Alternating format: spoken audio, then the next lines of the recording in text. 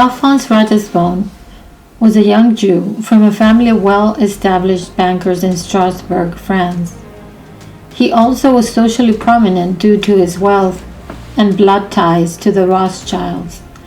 In 1827, Alphonse's older brother, Theodore, converted to Catholicism and entered the priesthood, thus breaking with his family, whose hopes now lay in the young Alphonse. Born in 1814, Alphonse was intelligent and well-mannered, had already finished his law degree, and was engaged to a young Jew, his niece. He was 27 years old, and before marrying, he wanted to travel on holiday to Italy. Upon his return, he planned to marry and take on his responsibilities in his family's banking business. God, however, had other plans for him in Rome. Alphonse was not a practicing Jew. He nourished a profound hatred for the Catholic Church, especially because of the resentment his whole family had due to their firstborn's defection. Alphonse said he would never change religion, but if one day he were to change, he would become a Protestant, never a Catholic. While in Rome, Ratisbonne visited works of art as well as some Catholic churches, out of cultural curiosity. These visits hardened his anti-Catholic stance. He also visited an old schoolmate and close friend named Gustave de Boussiers. Gustave was a Protestant and several times had tried in vain to win Alphonse over to his religious convictions. In Gustave's house, Alphonse was introduced to Gustave's brother, Baron Theodore de Boussiers, who had just recently converted to Catholicism. Baron Theodore, in turn, was a close friend of Father Theodore Ratisbonne, his brother. Because of these two circumstances, Alphonse greatly disliked him. Thus, it was only on the eve of his departure that he reluctantly resolved to fulfill his social obligation to leave his calling card at the Baron's house as a farewell gesture. Hoping to avoid a meeting, Alphonse intended to leave his card discreetly and depart straight away. The Baron's Italian servant, however, did not understand his French and showed him into the parlor while he went to call the Baron. The latter greeted the young Jew and immediately established cordial relations while trying to attract him to the Catholic faith. With much insistence, he was able to persuade Alphonse to delay his departure from Rome in order to attend a ceremony to be held at St. Peter's Basilica. He further succeeded in persuading Ratisbonne to accept a Miraculous medal and to promise to copy down a very beautiful prayer, the Memorare. Had this not been inspired by grace, it would have been utterly indiscreet.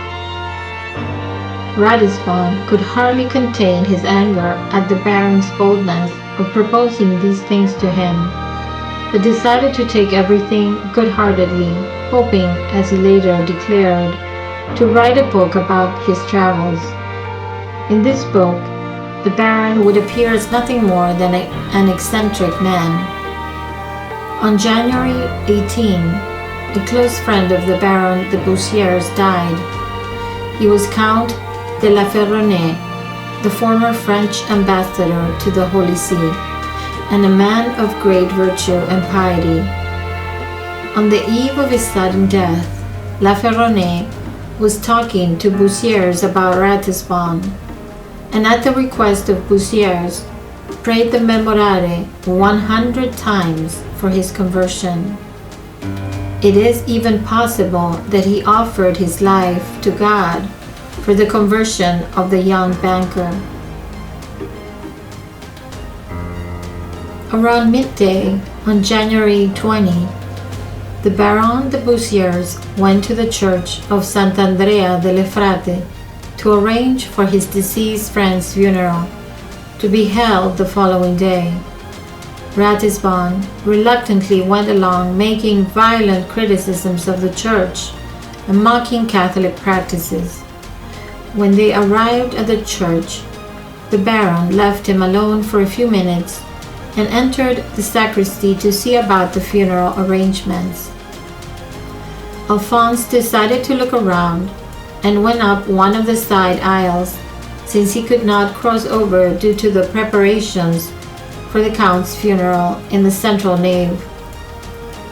When the Baron returned just a few minutes later, he did not find Alphonse where he had left him. After much searching, he found him on the other side of the church, kneeling close to an altar, weeping. He no longer found a Jew, but a convert who ardently desired baptism. Ratisbonne himself tells us what happened in those few minutes. I felt totally uneasy for no apparent reason.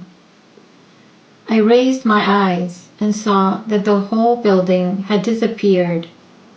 Only one side chapel had, so to say, gathered all the light. In the midst of this splendor, the Virgin Mary appeared standing on the altar. She was grandiose, brilliant, full of majesty and sweetness, just as she is in the Miraculous medal. An irresistible force attracted me to her. The Virgin made a gesture with her hand indicating I was to kneel, and as if saying, "Very good." Although she did not say anything, I understood everything. Ratisbonne never could explain how, being in one of the lateral naves before the apparition, he was found in the other, since the central nave was obstructed. However, in face of the magnitude of the miracle of his conversion, this was but a detail. Words cannot even try to convey what is beyond expression. When Monsieur de Bussiers recalled me to myself, I was in tears and unable to answer his questions. But I seized my medal, which was on my breast, and I fervently kissed the image of the Virgin. Oh, it had indeed been she. I was not able to speak. I did not wish to discuss what had happened. I felt within me something so solemn and so sacred as to require me to ask for a priest. The Baron de Bussiers had gone to another part of the church to make arrangements for the funeral for his friend the Count. After an absence of no more than 10 to 12 minutes, he returned to find Ratisbonne in an ecstasy. Coming to himself, Alphonse exclaimed, "Ah, how this man has prayed for me!" He was referring to the Comte de la Ferronnays, who had just died after praying so fervently for Ratisbonne's conversion.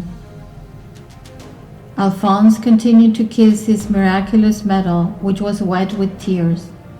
He begged the Baron to take him immediately to a priest, saying he did not know how he could continue to live without baptism. He now saw clearly why he had come to Rome. De Bussiers tells us, Ratisbonne declared that he would not explain himself until after he had obtained permission to do so from a priest. For what I have to say can only be said when I am on my knees. I took him immediately to the church of the Jesuits, to Père de Villefort, who tried to draw an explanation from him. Ratisbonne again grasped his medal, and kissing it, he said, "I have seen her. I have seen her." These are his own words.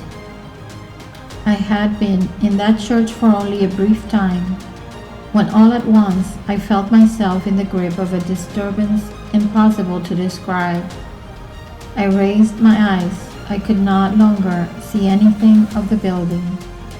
All the lights seemed as if it were concentrated in one of the chapels, and in the midst of its shining there stood upon the altar the Virgin Mary, as she is shown on the medal, beautiful, glorious, and embodying at once both majesty and kindness.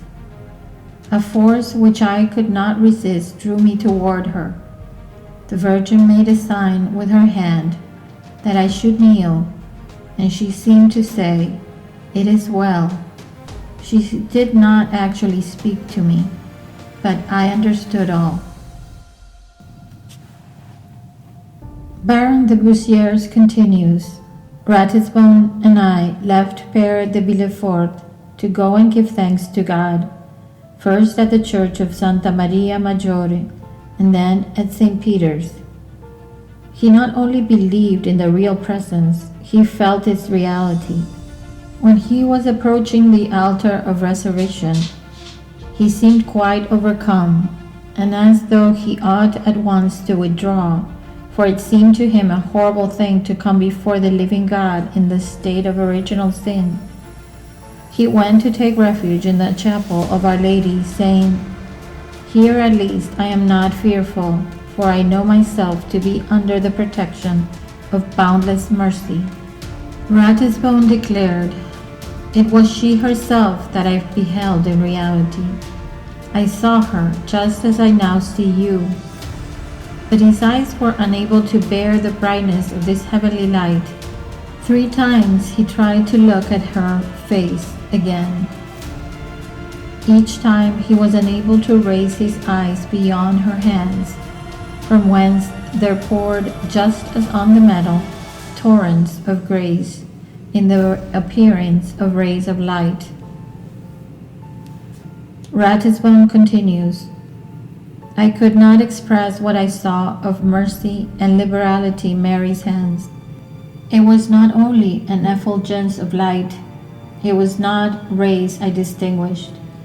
Words are inadequate to depict the ineffable gifts filling our mother's hands and descending from them, the bounty, mercy, tenderness, the celestial sweetness and riches, flowing in torrents and inundating the souls she protects." The news of such an unexpected conversion, so fulminating and complete, immediately spread and caused a great commotion throughout Europe.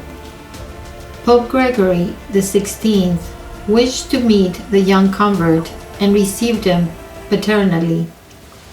He ordered a detailed investigation with all the rigor required by canon law. The conclusion was that it was truly an authentic miracle. Having taken the name Maria Alphonse at baptism, Ratisbonne wished to become a Jesuit and was ordained in 1847. After a while, and at the suggestion of Pope Pius IX, he left the Jesuits and joined his brother Theodore in founding the Congregation of Our Lady of Zion, dedicated to the conversion of the Jews. Father Theodore spread his congregation throughout France and England, while Father Maria Alphonse went to the Holy Land. In Jerusalem, he bought a plot of land where the praetorium of Pilate had formerly stood. Here he established a house of the congregation. The 2 brothers died in 1884, both with the fame of exceptional virtues. Thank you for watching. If you enjoyed these videos, please like, subscribe, and share with others. May God bless you. And if you have it in your heart to support me to continue doing these videos, please follow the links in the description. You can support me via Patreon or PayPal.